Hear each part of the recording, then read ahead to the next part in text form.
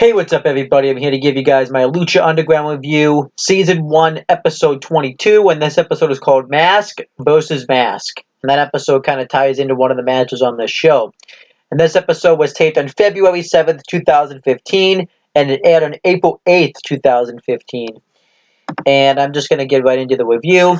The episode started off with a meeting in Dario Cueto's office between himself, Conan, and Prince Puma. And Dario Cueto pretty much announced that he wants the best fighters as part of the Trios Tag Team Championship tournament. So he wants Prince Puma to be in the tournament. He tells Prince Puma to find two partners, and he has to find them before the end of the night because he's putting him in a match tonight with King Quano, and he's already assembled a team with himself, with King Quano and two other fighters. And obviously Conan isn't happy about this because it's putting this guy in harm's way. And Dario Cueto, before they leave, tell him that the match is going to be for the Lucha Underground Championship. And I forgot to mention we had Matt Stryker and Vampiro on commentary for this show. I just forgot to mention that, but I'm mentioning it now. But I like the backstage segment. I thought it was a nice way to kind of set up the main event. And then we had the first match on the show. It was a Lucha Underground Trios Championship tournament match. It was Helico. Let me make sure I said that right. And Helico, yeah, and Helico, Son of Havoc, and Evilise versus Phoenix, Drago, and Aerostar.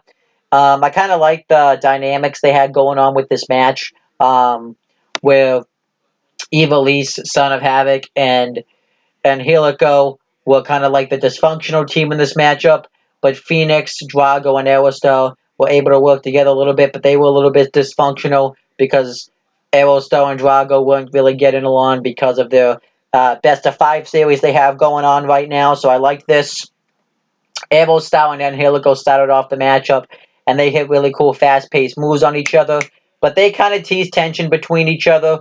I like the double stomp that Phoenix hit right across the back, in Helico, and Aerostar got right up on the shoulders of Phoenix, and he ended up jumping right off the shoulders and landing right on in Helico. But they had some tension where Drago was the one that wanted to go for the cover, but he couldn't because he wasn't the legal man. So I guess that means it's not going to be the trios titles on Lucha rules. I thought they were, but I guess not. And then because of the infighting that goes down between Aerostar and Drago, and allows Angelico to hit a wicked super kick right onto onto Aerostar, and Son of Havoc, Evilise, and Aerostar dominate. No, sorry, not Aerostar. Angelico dominate Aerostar for a while, and Son of Havoc hit a really cool stand and shoot it style press right onto Aerostar, and they pretty much just kind of cut off Aerostar out of his corner for a while. But you could kind of see the tension that was going on between them. Evilise ended up slapping Son of Havoc to become legal in the matchup, which I thought was pretty cool. And then Aerostar was able to hit a really cool tornado DDT right under Angelico, and he ends up tagging in Phoenix. He goes to tag in Phoenix, but Drago tags himself in, and Drago hits a tornado DDT on Angelico, and then he tags in Phoenix. He hits a really cool flip dive on the outside on everybody, and Evilise and Phoenix go at it for a little bit, and Phoenix hits a DDT right onto Evilise hits a really cool tilt-a-whirl DDT onto Phoenix, and Son of Havoc ends up hitting a flip dive on the outside, taking out everybody. Actually, no, that's not what happened. Aerostar went to take out Drago with a dive, went to take out Angelico with a dive, but accidentally takes out Drago, and then Son of Havoc takes out everybody with a dive, and Evilise is about to take off everybody with a dive, but Phoenix ends up stealing her thunder and does it himself, and Then Evilise hits a running knee right onto Phoenix and hits a flip dive, taking everybody out right off of Phoenix. And then Aerostar and Phoenix work together, and Aerostar and Drago work together against Son of Havoc, but Son of Havoc hits a springboard back elbow onto both of them. It goes to tag in Evilise, but Evilise walks out of the matchup and just says, fuck this, pretty much. Actually, that's exactly what she says. And she walks out of the match, but Drago and Aerostar are unable to get along with each other, so this allows Son of Havoc to capitalize and take both guys out and hit a shooting star press right onto Aerostar for the win. So Son of Havoc, Evilise, and Helico advance into the next round of the tournament. What the next round is going to be is pretty much a triple threat match involving all three teams. And it's going to be and it's going to be an elimination match. I kind of like it because it's different than just doing a typical tournament. It's something new, so I liked it. But I thought this match was really good. I kind of liked how it set up a lot of future stories, like the best of 5 series going on between Drago and Aerostar, and it kind of set up the issue between Angelico, Evilise, and Son of Havoc. So I like this. The match was really good. I'll give it 3 3/4, and it was the best thing on the show. But that's saying a lot because this had a lot of great stuff.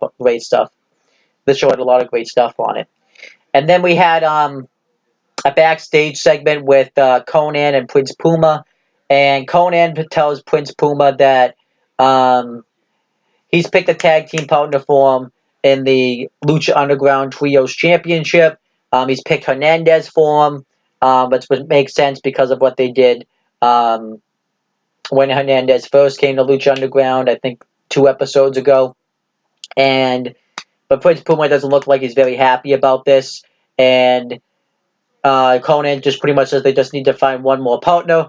And Johnny Mundo comes up and offers to be his partner and says that he has his back against King Quano. And then they shake hands. And Conan's not happy about this. He pretty much tells him not to trust Johnny Mundo. And that was pretty much the segment. I like this.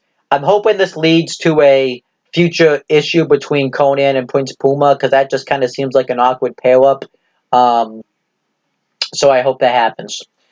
And then we had a match between Superfly and Sexy Star. Now, this match, if you think about it, really didn't make any sense because Sexy Star saved Superfly from Pentagon Jr. on the last episode of Lucha Underground. But then Dario Cueto kind of came out and made the match make more sense. Since these two people are friends, he knows they're obviously not going to want to fight each other. So Dario Cueto comes out and makes this match a mask versus mask match, where whoever loses has to unmask. And I like this because it made the match more exciting.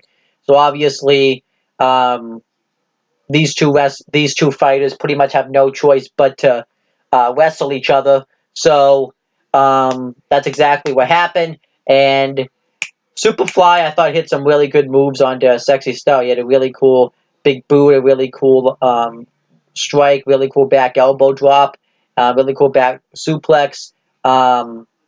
He had a really cool super kick, and then he went for a moonsault, but Sexy Star moved out of the way. Sexy Star hit a flip dive right off the apron, a Hurricanrana head scissors, and a really cool arm drag, but eventually Superfly misses a moonsault and Sexy Star ends up winning the match. But the main story was that they were trying to do whatever it could so that way they could win the match, but they knew they had to kind of put their friendship aside so that way they could save their masks.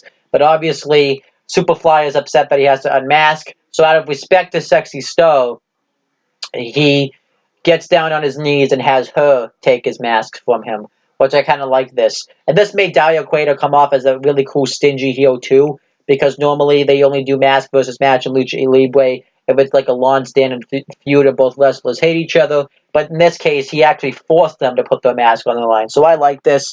And then afterwards, you think Superfly and Sexy Star are just going to have this great respect moment. But Pentagon Jr. runs out, attacks Sexy Star from behind, and then he lays out Superfly with a package power driver and breaks his arm. And I like this. I kind of figured this was going to happen, where Pentagon Jr. was going to come out and break the arm of not Prince Puma, of Superfly, and that's exactly what happened. So I like this. The match itself was really good. I'll give it 3.5 stars, and I really enjoyed it. Then we had the main event. It was a Lucha Underground Championship match. Lucha Underground Champion Prince Puma with Johnny Mundo and Hernandez versus King Quano with his two tag team partners in this tournament, which we found out were Cage and Tejano Jr.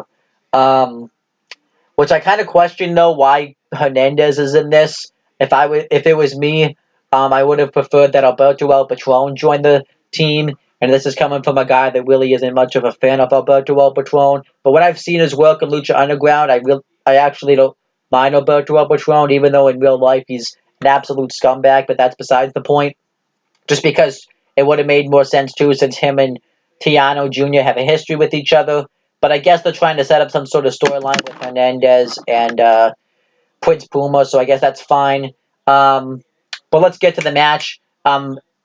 Before the match started, Prince Puma kind of mocked King Quano by coming out with a tiger over his head, because usually when Prince Puma comes out, well, and it's like one of those like tiger fur pellets. So because usually when King Quano comes out, he comes out um, with a buck over his head. So I kind of liked the tie-in, and I kind of wish, even though I was pleased with this match, I kind of wish they would have had like a feud first, because it seems like King Quano and Prince Puma are the perfect two people to kind of have a feud, just because King Quano's a hunter and Prince Puma's kind of like a puma. So I think that would kind of really work. I kind of hope they do that feud at some point in the future, but we'll have to wait and see. But I really liked this Lucha Underground Championship match. It was pretty good. Actually, I thought it was really good, actually, especially the last couple of minutes were really damn good. Prince Puma hits a Insiguri and onto King Quano, driving him outside the ring, and then goes to hit a flip dive on the outside, and Cage and Tiano Jr. end up catching him, and the referee's distracted, and King Quano hits a neck breaker. So they kind of while they're holding up Prince Puma, which was really cool, and Johnny Mundo and Hernandez try to come up and do something about it, and they all kind of have like a big face off, and King Quano does this across Prince Puma's neck, representing that he's going to pretty much murder him. And then King Quano dominates the matchup for a while. He hits some really nice moves, a really cool drop kick, really cool big boot, really cool clothesline, stuff like that. Then Prince Puma hits his comeback. He he goes for his 630, but King Quano rolls outside the ring, and Prince Puma hits a flip dive right on him on the outside. Johnny Mundo hits a really cool flip dive himself, taking out Tejano Jr. And Hernandez and Cage have a face-off with each other. Cage puts King Quano in the win, and Hernandez urges Prince Puma to get into the win, and he does. Prince Puma hits an Insiguri. He goes for his 630, but he ends up but King Quano ends up countering, and he goes for a cover. Prince Puma kicks out, and then the match kind of was like a nice back and forth matchup for a while. I thought they had some really cool altercations with each other, and then eventually the finish is Hernandez hits an ear clap right onto King Quano, unbeknownst to Prince Puma, because he's too busy taking out Tejano Jr. and no, sorry, not Tejano Jr. Cage. And then eventually Prince Puma doesn't want Hernandez to help him, so then he hits the 630 onto King Quano for the win and retains his Lucha Underground Championship. And afterwards, Hernandez is coming in and celebrating with him, but Prince Puma acts like he doesn't really want Hernandez out there with him, and he doesn't want his help.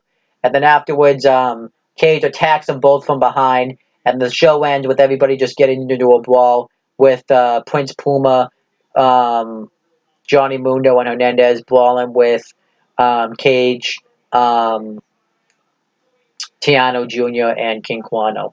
I like this. The match was really good. I'll give it 3.5 stars. I really enjoyed the match. And I like the ending because this did a really good job of setting up to the Lucha Underground Trios Championship Tournament match between these teams on the next episode of Lucha Underground. So I like this. So yeah, this was good. And overall, this was I thought another really good episode of Lucha Underground. I'm going to give it another C+, which is a 7.5. And yeah, I really liked this episode. I thought it was really good.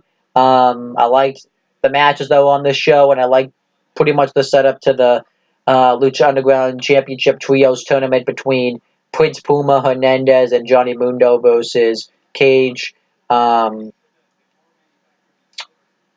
Jr., and King Quano. And I even like the mask versus mask match they have on this show and what they did with Pentagon Jr. So overall, I like this show. Really good show.